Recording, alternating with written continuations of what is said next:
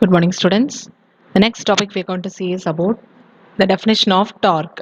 Okay, so what is meant by a torque is it is defined as a moment of external applied force. Okay, so whenever we get with the term moment of அப்படினாலே என்ன பண்ணோம்னா we have to multiply with the distance. Okay, so wherever we get with the term moment of, then that has to be multiplied with the distance. Here it is what moment of the applied force. So torque we are writing as tau.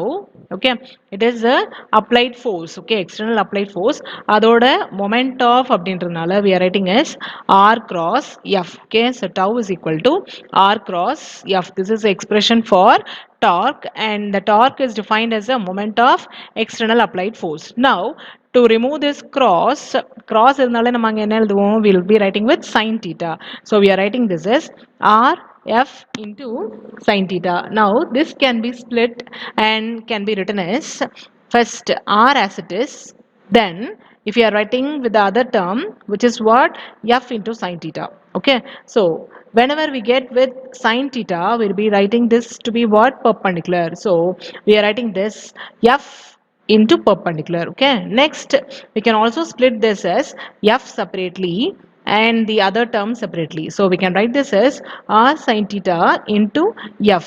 So instead of this sin theta, again we are writing as perpendicular. So it is r perpendicular cross f. Okay, so this is how we are writing from this equation, but how we are writing from a diagram is it is represented using this.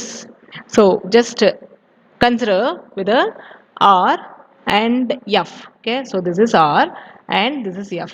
So what we are going to do in this is first we are going to split this f into two components. Then next is we'll be splitting with this r into two components. First, if you split this f into two components, we get f sin theta and f cos theta. Okay, so tau is equal to what, this r into this f, because they both are perpendicular. Okay, so r into f sin theta. So this r into this f sin theta, instead of this sin theta we are writing as perpendicular. Clear? So this is using this diagram. Then same way the next expression is considering with the same r and f. So this is r and this is f. As I've told you, this r is going to be split into two components.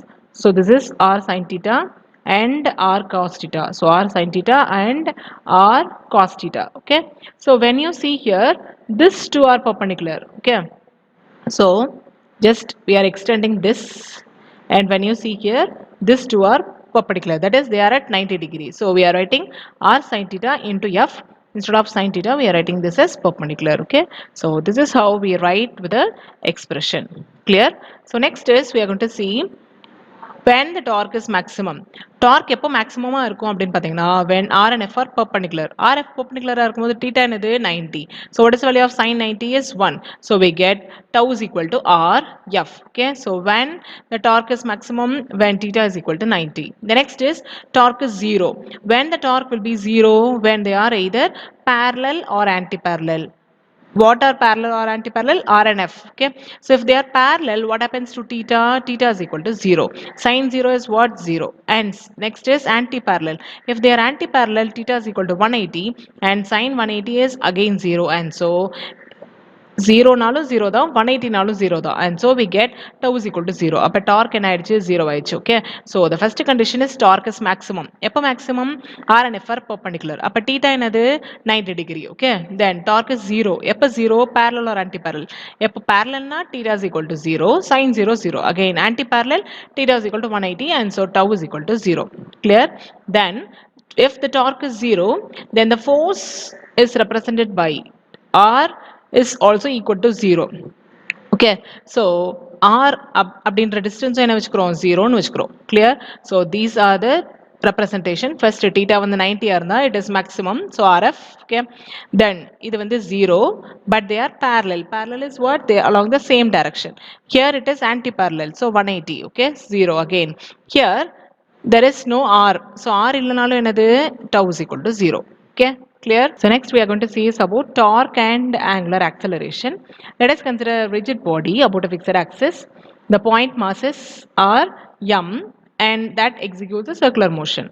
Then the tangential force acts and it produces a necessary torque on the body, okay, and this force is the position vector, okay, and this is a axis, okay.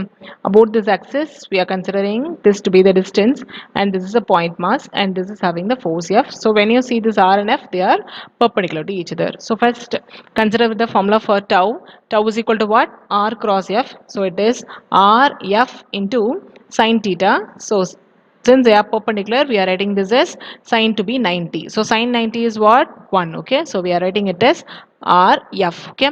Now, from Newton's second law, what is F is equal to m into A. Okay. So substitute this m into A here. And now, next relation between linear and angular acceleration, a is equal to r into alpha. Okay, so instead of this a, we are writing as r into alpha. Now r into r, we get r square, so we are getting tau is equal to m r square into alpha. Okay, so this is the equation for tau. So what are the equations which you are considering here is f is equal to ma and a is equal to r into alpha. Now, next what we are going to do here is taking summation, okay. So when you write summation, we'll get here is MIRI, okay. So we are writing the equation as R is equal to MR square alpha, and so summation MIRI square into alpha. What is the summation of MIRI square? That is equal to what? I. So we get the relation between the torque and the acceleration. Tau is the torque, alpha is to be the angular acceleration, so we get tau is equal to I into alpha. Okay, so this is the relation between the torque and the angular acceleration. Clear with this?